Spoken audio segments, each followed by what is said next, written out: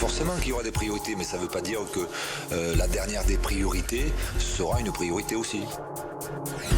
Vous comprenez ce que je veux dire ? Je vous entends parler, je vous entends écrire. C'est intéressant d'avoir plusieurs arcs à son flèche, donc c'est bien. Jusqu'à minuit, c'est l'after-foot. Jean-Louis Tour. Bonsoir à tous, c'est parti pour l'after, comme tous les lundis sur RMC, sur BFM Sport à la veille de France-Biélorussie, match décisif pour la qualification à la Coupe du Monde en Russie. On va vous donner toutes nos infos sur cette rencontre, les avis tranchés de l'after, les drôles de dames comme tous les lundis à partir de 23h. Il se passe pas mal de choses dans leurs sélections respectives. On vous attend bien sûr au 32-16, sur le hashtag RMC Live sur Twitter, sur Direct Studio que vous rejoignez grâce à l'appli RMC Sport. L'after avec ce soir Daniel Riolo. Salut Daniel. Salut les amis. Pierre Ducrot comme tous les lundis également. Salut Pierre. Bonjour monsieur, bonsoir même. Avant le premier avis et avant même les infos équipe de France, on va quand même faire un petit point sur les résultats, les matchs en cours, parce qu'il se passe pas mal de choses. Je suis pas sûr que ce soit une... Oui, il n'y a pas que des bonnes nouvelles. Non, parce que l'équipe de France Espoir est menée 2-0 à la mi-temps dans son match de qualification à l'Euro.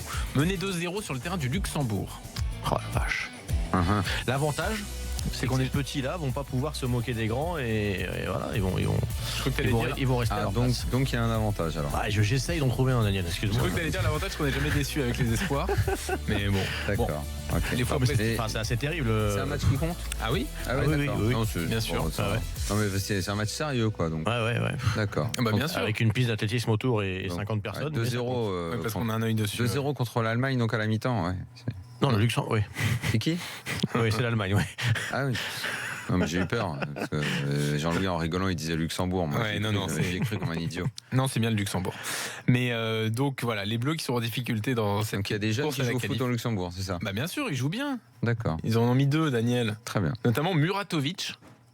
Un penalty sur le deuxième. Le premier est beau, mais je crois qu'il y a une erreur du gardien. Qui est le cousin d'Edwin Murati, je pense. Oui. Le cousin luxembourgeois. Tu as joué avec Edwin Murati? J'ai joué. Je l'ai vu arriver au centre de formation. Une fabuleuse histoire. Ah, quand il est arrivé dans le coffre de la bagnole, c'était là? Alors moi, je l'ai pas vu dans le coffre. Ils ont ouvert le coffre et hop, il est sorti. Il y a eu un petit laps de temps quand il est sorti du coffre et quand le PSG l'a récupéré quelques mois après. Mais d'ailleurs, le PSG qui avait été très classe sur ce coup. C'est vrai. Raconte l'histoire, Daniel. C'est l'international albanais qui jouait à l'époque de Pierre PSG. Je sais que le parcours avait été long, qu'effectivement c'est l'histoire d'un réfugié albanais qui arrive en France comme beaucoup de réfugiés albanais, sauf que lui joue très bien au foot et que et la légende raconte qu'il a passé plusieurs frontières, le coffre dans le coffre d'une bagnole. Mais c'est pas une légende, on a ouvert le coffre au camp des loges. Ouais. Et il y a un bon joueur qui s'est occupé de lui tout de suite. Alors effectivement, certes, parce qu'il avait des qualités de footballeur, mais ils auraient pu ne pas s'en occuper, vu la situation. Et ils ont fait tous les papiers, etc. Ils se sont bien occupés de lui. On a eu albanaise. Après, il y a eu Lorixana. Oui, c'est ça. Ouais. Tiens, tu veux quelques dans les mêmes conditions. Vous voulez quelques joueurs de l'équipe de France Espoir là, qui jouent en ce moment au Luxembourg? Oui, avec plaisir. Ouais. Nous avons Lucas Touzard, nous avons Ndombele, nous avons. Comment ça? La doublette 2-1. Voilà. Donc la doublette de feu des Lyonnais. Martin Terrier est sorti de son trou à nouveau. Lui, de Stras. Lui, il marque pas mal. Il fait un bon début de saison. Il est pas mal, le joueur de Strasbourg. Donc voilà, il y a Dembélé aussi, il y a Diop. Ils vont finir par gagner 3-2 ou 4-2. À chaque fois, ils remontent après en démarrant mal. Ce serait de bon goût de se réveiller. Il y a qui d'autre? Écoute, Issa Diop de Toulouse, Benjamin Pavard, Moussa Dembélé. Ouais, tu as pas déjà dit ça? Non, mais déjà rien que ça, c'est pas mal. Un Camara, le gardien aussi. Oui, non, mais c'est sûr que c'est pas mal. C'est pas mal. Avec Sylvain Ripoll comme sélectionneur. Bon, c'est Noël Le Graët avait dit, vous verrez ce que vous allez voir avec Sylvain Ripoll au niveau du jeu. Très bien. On regarde. Alors on a des matchs aussi de qualif à la Coupe du Monde des grands, bien sûr. Dénouement dans les groupes D, G et I. Dans le groupe D, alors il y a assez peu de buts globalement, mais dans le groupe D, but très important pour l'Irlande, qui mène 1-0 sur le terrain du Pays de Galles, qui enverrait l'Irlande donc en barrage. Dans le même temps, la Serbie fait 0-0 contre la Géorgie. La Serbie garderait sa première place et se qualifierait directement. À noter le 0-0 entre la Moldavie et l'Autriche. Dans le groupe G, bon là c'est plié puisque l'Espagne est qualifiée et l'Italie ira en barrage. Il y a 0-0 entre l'Albanie et l'Italie au passage. Et puis dans le groupe I, la Turquie mène 1-0 en Finlande. L'Islande mène 1-0 face au Kosovo. L'Islande quasiment qualifiée. L'Islande va y aller direct. Voilà, si ça tient. On va avoir quelques clappings à la Coupe du Monde. Exactement. Et 0-0 entre l'Ukraine et la Croatie. Ce qui signifie que pour l'instant, la Croatie assure sa place en barrage, mais d'un rien par rapport aux Ukrainiens. Donc la Croatie peut être éliminée ce soir. Voilà, on aura le temps de revenir notamment sur l'Espagne, sur l'Italie avec nos drôles de dames tout à l'heure. L'équipe de France, avant l'avis de Pierre et celui de Daniel consacré au bleu. On a quelques infos pour le match de demain, une compo probable. Vous les voulez ces infos? Ouais. Loris dans les buts, retour du 4-2-3-1 avec donc Loris dans les buts, Sidibé, Umtiti, Varane, Digne derrière. On garde les 4 mêmes du déplacement en Bulgarie. Matuidi, Tolisso devant la défense. Une ligne de 3 avec donc Lemar ou Payet, Griezmann et Mbappé. Et devant, retour d'Olivier Giroud. Et en se basant là-dessus, on peut aller sur le premier avis, l'avis tranché de Pierre Ducrot. Ça aurait pu sortir Pierre Ducrot, par exemple. J'étais bien content qu'il joue tout le match. Bon, je vous redemande pas, maintenant j'ai l'explication. Bah oui. Bon, ça te fait pas sourire quand même pour autant, hein? Non, si. Puis ce match-là valait mieux en sourire, hein, honnêtement. Ah, le match de l'after, hein. Ouais, le match de l'after, la référence. Alors, Pierre... on sera plus à voir avec Daniel. On mettra nous aussi des joueurs de 20 ans qui jouent encore en CFA, etc. Voilà, voilà. J'espère qu'il s'est un peu arrangé avec le. Moi, j'ai jamais voulu raconter parce que je veux pas lui enlever le plaisir de la victoire, hein, Jérôme. Ouais, non, mais je le laisse avec quoi. Le dire, on était entre vieux, sauf que Jérôme a récupéré quelques petits joueurs de chez lui. C'est des joueurs de 20 ans qui cavalent encore comme des lapins. Et nous, les vieux derrière, tu voulais faire quoi? Il vous a pas distribué des jus d'orange là avant le match? Non, franchement, il manquait plus que ça. Mais bon. Qu'il en profite. Bah, il a joué avec le règlement. Vous pouviez peut-être faire pareil. Ah non, il n'a pas joué du tout avec le règlement. Non, il n'a pas du tout joué avec le règlement. Les éditeurs de l'After qui sont venus pencher dans son équipe, ils n'ont pas beaucoup joué. Ça m'étonne de Jérôme. Hein. Ouais, vraiment, ça, c'est quand même incroyable.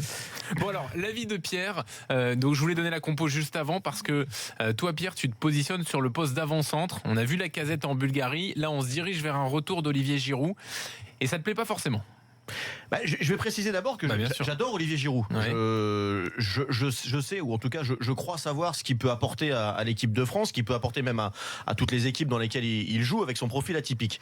Ceci dit, j'ai écouté aussi Daniel hier dans son avis tranché sur l'équipe de France et je me suis posé quelques questions, j'y ai réfléchi et effectivement on a rarement de la stabilité en équipe de France et je me suis posé la question quand j'ai commencé à voir les prémices de la potentielle équipe de France qui sera alignée demain, je me suis demandé pour quelle raison on sort la Casette et on met Giroud. Alors je veux tout de suite écarter la raison s'il manque de fraîcheur, si physiquement il est pas bien, si c'est ça, ok, d'accord, pas de souci. Didier Deschamps le sait mieux que nous et il fait ce choix-là, pourquoi pas.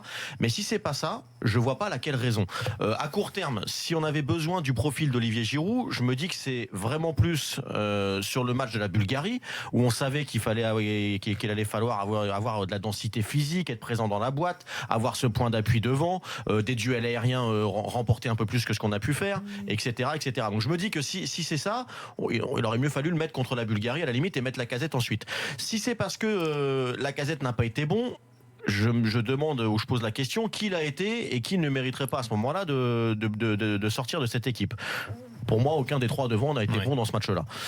Si c'est parce que Didier Deschamps veut se servir de l'efficacité d'Olivier Giroud, parce qu'il est efficace en équipe de France, c'est encore le meilleur buteur sur la phase qualificative, 6 buts. J'ai regardé pour m'amuser des stats, c'est 10 frappes cadrées, 6 buts. Il n'y a personne qui a fait comme lui, ni en termes de frappes cadrées, ni en termes de buts. Une fois de plus, je me pose la question, pourquoi pas le mettre alors contre la Bulgarie, où on savait que ça allait être beaucoup plus difficile vu le contexte, que contre les Biélorusses au Stade de France, où on a quand même envie d'espérer qu'on peut se rendre ce match-là un peu plus facile naturellement.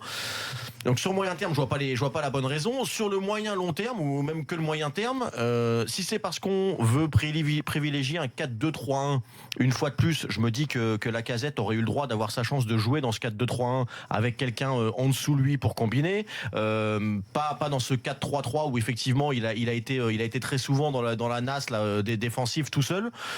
Bon, voilà, une fois de plus, je pense pas que ce soit une bonne raison. Et est-ce qu'on n'a pas aussi envie, et là j'en reviens un peu à la vie tranchée hier de Daniel, est-ce qu'on n'a pas aussi envie un petit peu d'avoir certaines certitudes ou une certaine continuité en équipe de France? Et pourquoi on ne voit pas donc la Casette demain titulaire dans un autre système qui pour moi pourrait lui être préférable et qu'on repart sur un Olivier Giroud? C'est même pas Olivier Giroud le problème, c'est on rechange encore une fois. Et je me pose la question, voilà. Moi j'aimerais bien effectivement qu'on puisse au fur et à mesure avoir une équipe qui se dessine un petit peu, Comme quoi je réfléchis, Daniel, tu vois, hier tu m'as peut-être fait prendre conscience de certaines choses. Avec certains titulaires, par exemple un Lacazette titulaire et un Olivier Giroud son remplaçant, comme c'est à Arsenal et comme ça semble se dessiner à Arsenal, surtout qu'Olivier Giroud se satisfait de ce rôle-là à Arsenal. En tout cas, il le fait bien. Je ne sais pas si ça le satisfait lui, mais en tout cas, il le fait bien.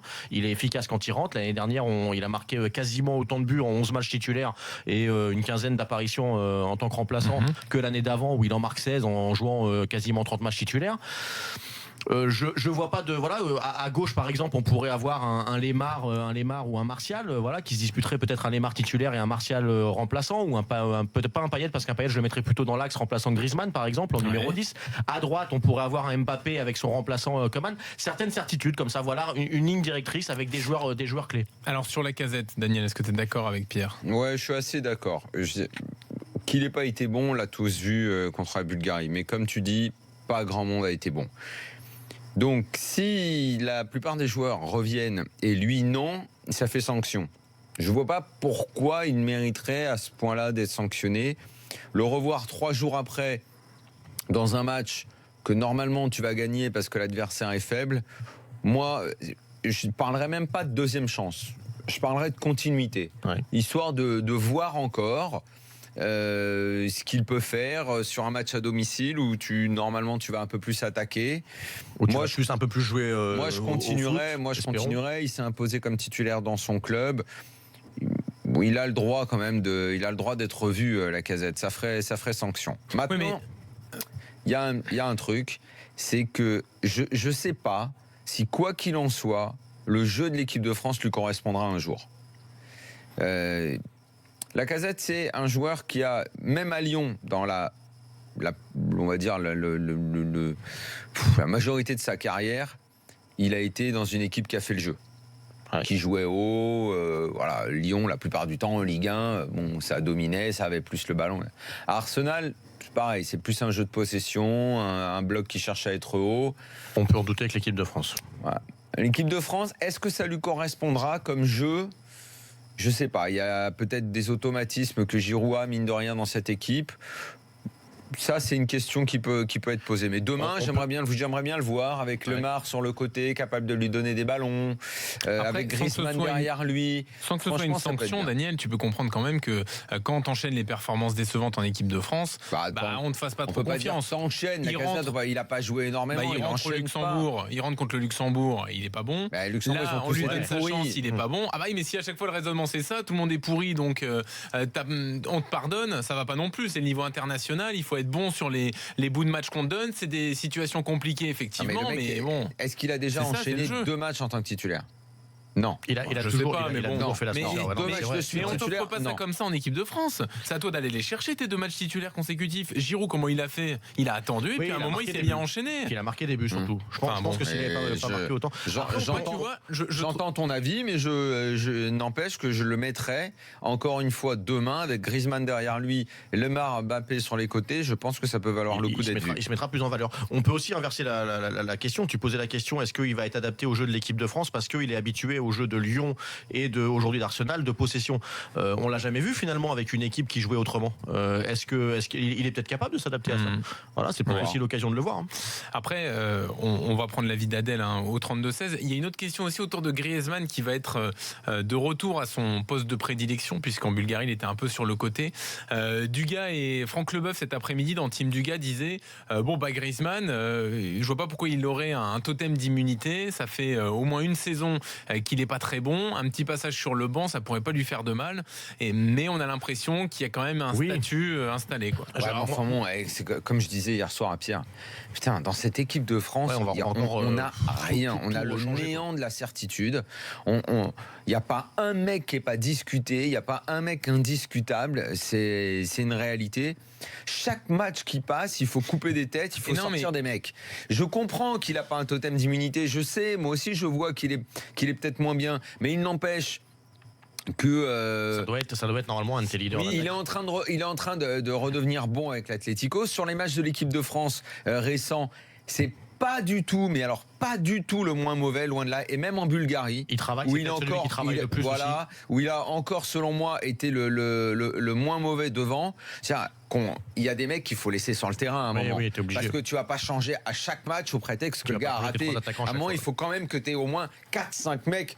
Des gars sûrs, pour prendre une expression qui, je ne sais plus si c'est encore à la mode, mais il faut au moins que tu en aies 4-5. Je disais à Pierre hier soir, franchement, il n'y a pas un mec dans cette équipe de France qui n'est pas discutable. Oui, mais pas un. Ça, il faut quand même qu'il y en ait 4-5. Mais ça, c'est le Non, mais problème. il faut qu'il y en ait Daniel, 4-5. oui, mais Il faut qu'il y en ait 4-5. J'ai l'impression que le problème est pris à l'envers. C'est-à-dire que tu en aurais 4-5 si l'équipe de France était forte collectivement. Il prend par défaut, quoi. Mais tu vas pas y arriver si tu changes à chaque fois. Tu n'y arriveras pas. Oui, tu vas pas y arriver parce que si le mec qui réussit un match, comme tu dis, il faut les mériter les matchs. Ok, il va en réussir un. Ah ben c'est bon, t'as le droit de faire le deuxième. Le deuxième, tu le fais. Ok. Ah ben t'as le droit de faire le troisième. Ah le troisième t'es pourri. Bon voilà, tu dégages.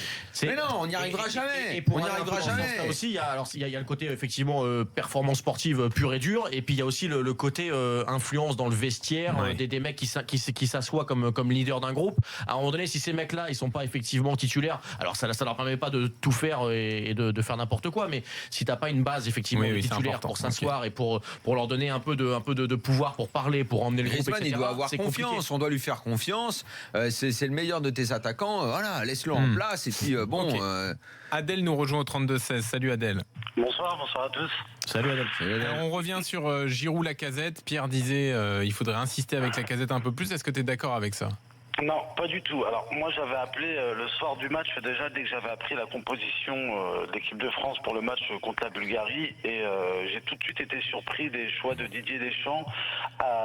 Il joue 2 matchs cruciaux pour une qualification en Coupe du Monde, et il nous change un milieu de terrain, il nous change un système de jeu et il nous change un attaquant. Alors moi c'est simple, l'équipe de France avant le match de l'Irlande à l'Euro, elle n'avait aucun style de jeu. Il est passé en 4-2-3-1 à partir du match contre l'Irlande. On a un semblant de style de jeu en équipe de France, mais encore une fois, par rapport aux grosses nations européennes, on est vraiment très très très loin du compte. C'est pas un style de jeu, c'est que dans ce système-là, tu as un joueur offensif de plus, il y a un peu plus de solutions pour les mecs quand ils ont le ballon devant. Et encore, pendant longtemps, c'était Sissoko. Un semblant. Adèle a dit un semblant. Un style, Adèle, tu vas loin.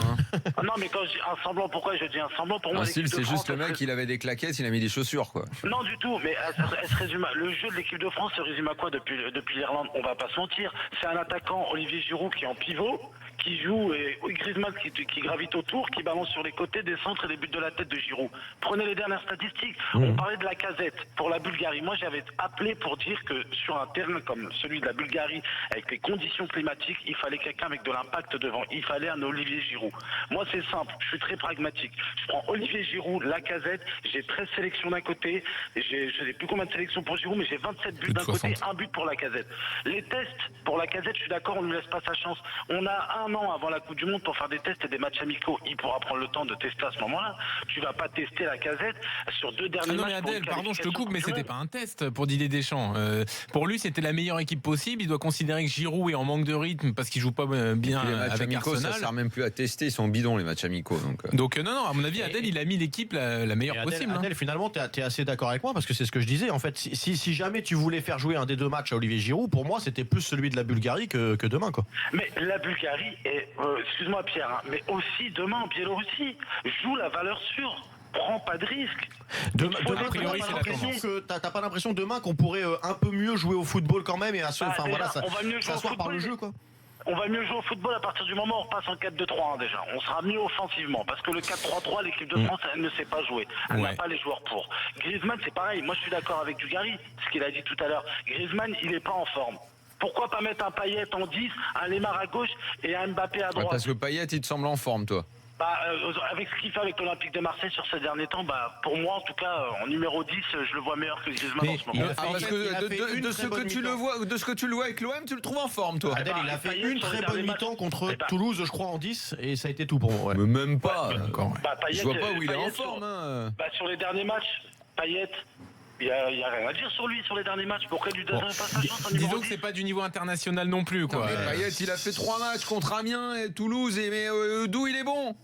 Calmons-nous. Bon, après, voilà, Adèle, il est supporter de l'OM, c'est comme ça. Bon, tu dois être content, il y a plein de Marseillais. On peut analyser en équipe de objectivement France. sur Payet. Parce qu'il a été bon depuis le début de la saison. Si, il a fait une très très bonne première mi-temps quand il a été justement dans l'axe en numéro 10 contre Toulouse. Et après, là, en deuxième mi-temps, on s'était posé la question même pourquoi il avait disparu côté droit, où effectivement là il avait été plus transparent. Mais bon, en tout cas, voilà, Adèle, moi, je suis pas sûr que ce soit. On va pas se mettre à comparer Payet et Griezmann. Là. Oui, non, attention quand même, là, 2 secondes. En tout cas, je remarque un truc. S'il y en a qui osent faire cette comparaison, là, faut arrêter, faut passer à un autre sport là. En tout cas, je note un truc Payet et avec Griezmann, Adèle, soyons c'est sérieux. que comme d'habitude, et vous l'avez dit ce week-end, à chaque match de l'équipe de France au moyen, faut tout changer, etc. Le 4-2-3-1, on a quand même dit pendant plusieurs mois, c'est pas bon. Pogba, Matuidi devant la défense comme ça, ils s'en sortent pas. Bon, et maintenant ça redevient le système parfait pour l'équipe de France. Les prestations elles étaient moyennes même en 4-2-3-1. C'est le 4-2-3 qui nous a ramené en finale de l'Euro. Oui, mais quel niveau il y avait, tu vois? Quel niveau avait l'équipe de France pour aller en finale de l'Euro? C'est ce qu'on a dit régulièrement. Tu bats l'Allemagne quand même, tu souffres un peu. Ouais. Mais tu bats souffres un peu, ouais, d'accord, effectivement. Ouais. Mais moi je suis d'accord avec Adèle, messieurs. Alors par contre, Adèle, il y a une chose où je suis pas d'accord, c'est que je pense que le 4-3-3, il peut te permettre de subir contre des nations effectivement comme l'Allemagne ou d'autres comme ça et de contrer à merveille, un peu comme le PSG l'a fait contre le Bayern. Moi j'en reste persuadé. On va en rester là avec toi, Adèle. Merci d'être venu au 32-16. À bientôt. À bientôt dans l'after. Les matchs en direct, toujours 2-1 pour le Luxembourg face à l'équipe de France Espoir, et ça a bougé ailleurs, notamment pour la Croatie qui mène 2-0 en Ukraine désormais. L'Islande mène 2-0 face au Kosovo, donc c'est quasiment bon pour l'Islande, la qualification directe, et quasiment bon pour la Croatie pour la place en barrage. L'Italie mène 1-0 en Albanie grâce à Kandreva, c'est pour l'anecdote. L'Espagne mène 1-0 en Israël, là aussi c'est pour l'anecdote. L'Espagne qualifiée, l'Italie en barrage. Et dans le groupe D, l'Irlande mène toujours 1-0 sur le terrain du Pays de Galles. La Serbie mène 1-0 face à la Géorgie et assure sa qualification si le score en reste là. Dans un instant, l'avis de Daniel. Attention au fameux potentiel dont on parle souvent avec l'équipe de France. Et vous entendrez Didier Deschamps parce qu'on lui a demandé aujourd'hui comment ça se fait qu'il y ait des sélections comme l'Espagne, comme l'Allemagne qui soient déjà qualifiées, qui tremblent pas, et que nous, avec les joueurs qu'on a, on tremble à chaque fois. Réponse de Didier Deschamps dans quelques secondes.